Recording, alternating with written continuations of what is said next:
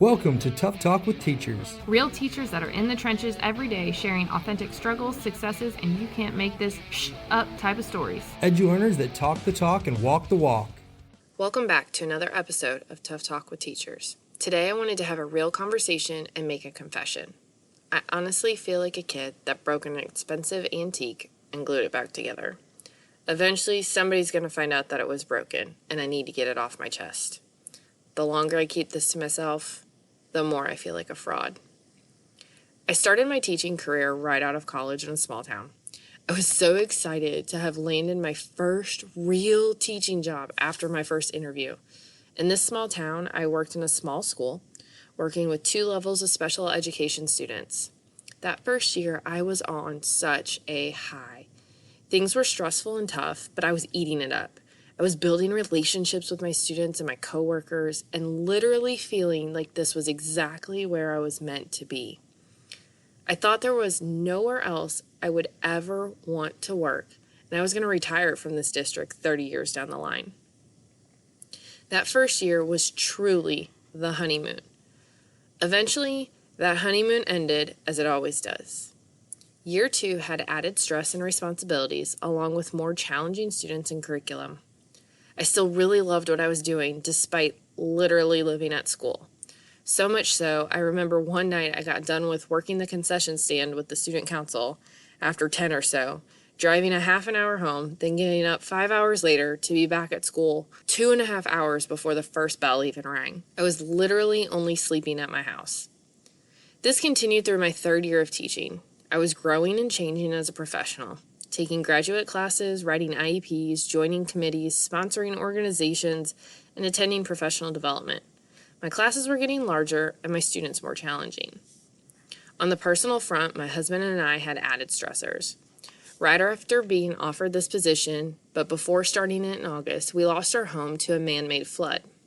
We were bounced from temporary housing to temporary housing until we could finally move back to our property. As the personal and professional stressors grew, my husband became worried and tried to convince me to find another job. Since I'm a workaholic, I just blew him off for nearly 3 years. In my 4th year of teaching, however, I had a real wake-up call. Without getting into too many specifics, my 4th year of teaching was by far the hardest in every aspect you can imagine. I was dealing with some serious health issues, and also as a solo special education teacher of 2 grade levels, I had 26 students I case managed and saw every day. I was teaching 2 to 3 different subjects at the same time at least 4 different ability levels with the help of only 1 paraprofessional. I was not happy with how I was teaching because I had to differentiate that much. I was becoming a worksheet-based teacher. How else was I supposed to teach that drastic curriculum to students with IQs from 45 to 135? I was feeling really undersupported. If this was how my job was supposed to be, I really wanted to learn to get better ways to be an effective and engaging teacher. I knew I was not doing right by my kids the way I was teaching, but I was just trying to survive. Through the lack of support for further professional development and extra staff, along with increasing stress, things finally came to a head that January. It was after lunch I was called to my principal's office. My SPED director and principal were there.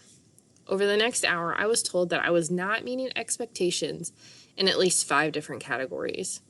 Now, I am by no means perfect, and I know I have areas I need to continue to work on and improve.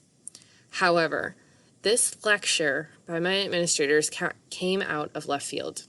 There had been no previous conversations on how I can improve or tweak what I was doing. Had those conversations happened, I don't feel like things would have escalated to that point. In this conversation, I admitted that I could probably do better in a few areas.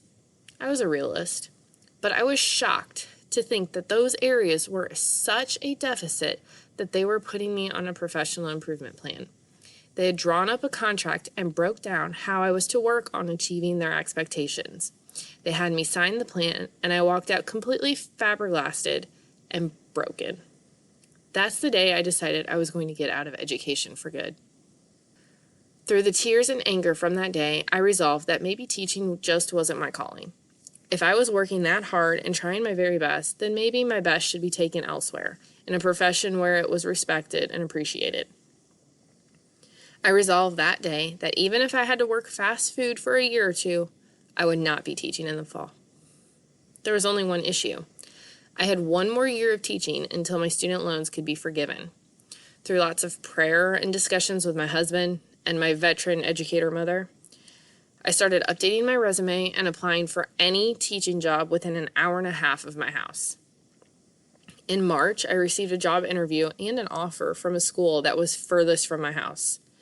This job application had intended to be a safety school, a backup. If I didn't have a job in July, I vowed I would take a job in this town that was so far away. But it was only March. I didn't know what to do and if I would have any other job opportunities. Again, after lots of prayer, I knew that I was to turn down this position. It wasn't for me. It didn't feel right. Another month went by. The stress was building. I had to turn in my resignation to my current employer. I didn't have a job lined up. I will tell you that was one of the biggest leaps of faith I think I've ever taken in my life. For someone who has planned her life to a T since she was itty-bitty, this was huge. But sometimes leaps pay off in big ways. I was called to an interview near the end of the school year in another district. Having already been to one interview that spring, I was somewhat confident, though nothing but a ball of nerves. Over that spring semester, since that meeting when I was put on that improvement plan, my confidence had tanked. I'm not sure I could have gotten any lower. I felt even lower and more worthless than I did when I was bullied and harassed as a kid by a boy on my school bus. The lack of faith, trust, and professionalism I had been getting from my admins crushed me. From getting good evaluations for 3 years to getting ones tearing me apart was devastating.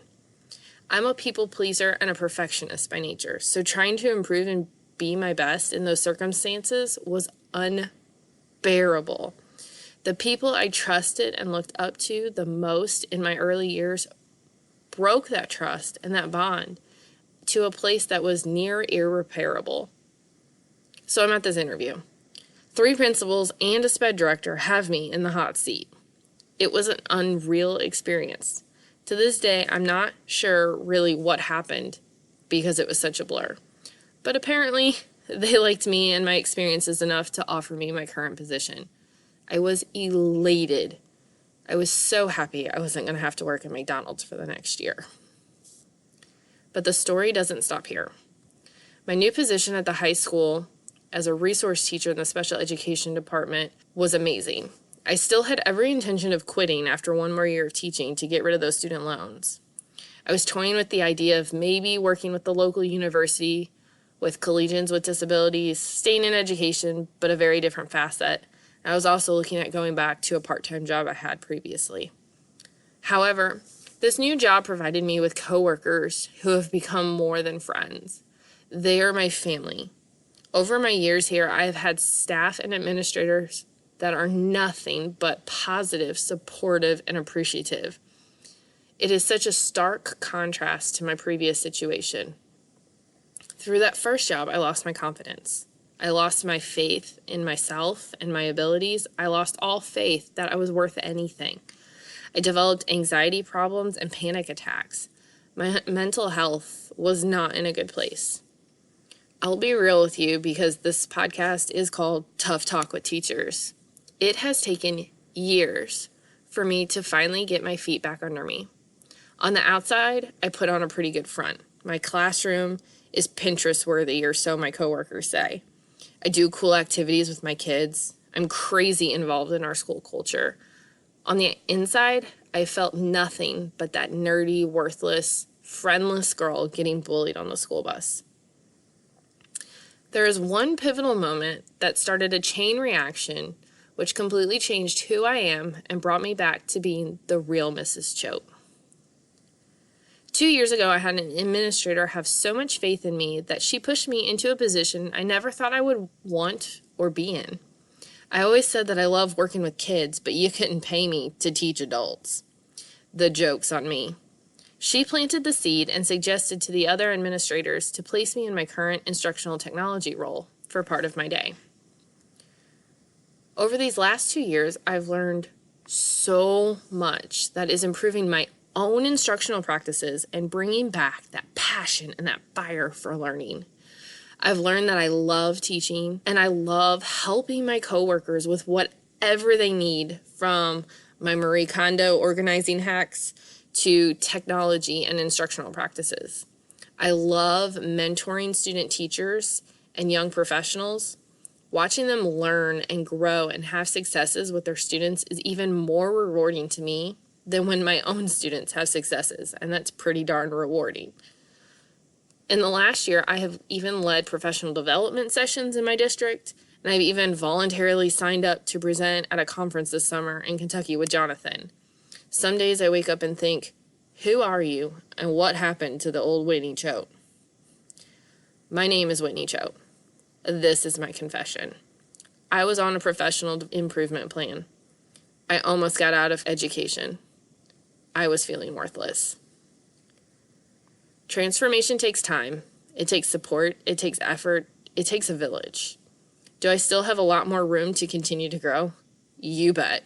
Am I going to stop trying to be the best I can be? Never. I know some of you are going through some tough stuff in your career or personal lives right now. I challenge you to find yourself a super support system of friends, family, and colleagues if you don't already have it. Don't beat yourself up. Don't get so far down that you can't get up. Don't give up on that starry-eyed dream you had of your first day of teaching. If you need a support system and don't know where to start, contact us. We're here and happy to help in any way we can. Hang in there, teachers. Teaching is tough, but so are you. You can do this.